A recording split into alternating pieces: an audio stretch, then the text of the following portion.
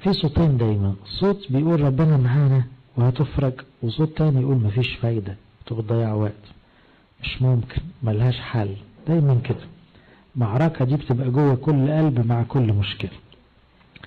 يتقدمون بالأبواق والأغاني، فوقعهم أصحاب يهوذا بالدعاء والصلوات. دول بيغنوا كأنها الحكاية فسحة، والتانيين عمالين يصرخوا لربنا. وفيما هم يقاتلون بالأيدي كانوا يصلون إلى الله في قلوبهم، فصرعوا 35,000 وهم في غاية التهلل بمحضر الله ونصرته. غريب أوي التعبير ده. الناس دي بتحارب وهي بتصلي.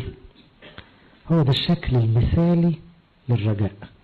ادخل المعركة وانت بتصلي، ادخل اي مشكلة وانت بتصلي، اتعامل مع اي موقف وما تبطلش تصلي من جواك، مع اي ازمة مهما كانت تعامل معاها وانت جواك ما بتبطلش الصلاة.